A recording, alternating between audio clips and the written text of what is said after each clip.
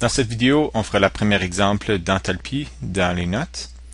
Alors l'exemple, c'est comparer le montant d'énergie pour apporter 100 ml d'eau de 10 degrés Celsius à 100 degrés Celsius et on va le comparer à 100 g de fer de 10 degrés Celsius à son point de fusion à 1536 degrés Celsius. Alors quand on fait des exemples comme ça, je trouve que c'est toujours utile de faire un graphique de température en fonction du temps. Alors on va commencer avec l'eau.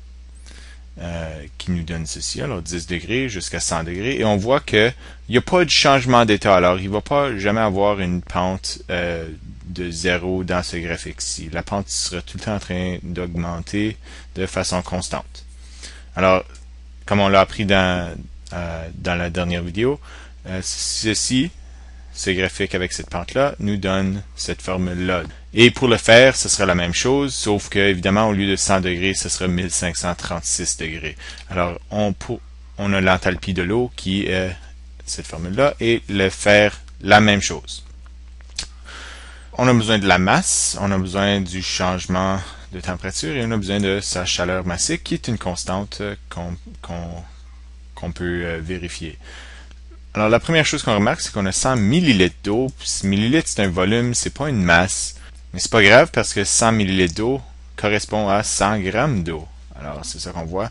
Remarquez que la variation de température est 90 degrés parce qu'on a commencé à 10 et on a augmenté jusqu'à 100. Alors, si on voulait savoir c'était quoi la variation, on a besoin de prendre la température maximum et soustraire la température minimum qui nous donne 90 degrés Celsius.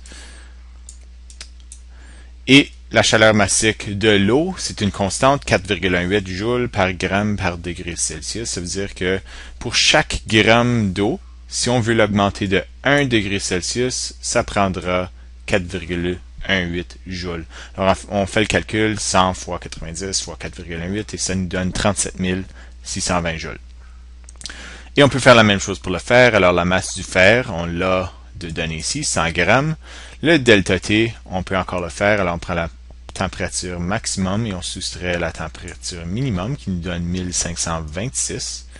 Et la chaleur massique du fer solide, parce que évidemment à la température ambiante, si le fer sera solide, on a une constante de 0,4494 joules par gramme par degré Celsius. Encore une fois, 1 gramme pour augmenter de 1 degré Celsius, ça prendra ce montant d'énergie. Et on fait le calcul et ça nous donne 68 578 joules. Pas une grosse surprise que c'est plus, mais vraiment, ça devrait être une petite surprise du fait que c'est à peine double le montant d'énergie. Et puis, ça, c'est surprenant parce que pour l'eau, on l'augmente de 90 degrés. Alors, un petit 90 degrés.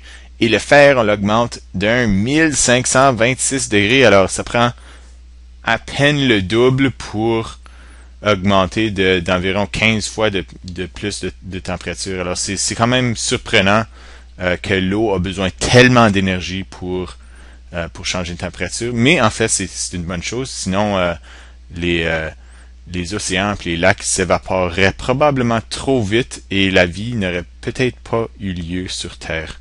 Alors, voilà.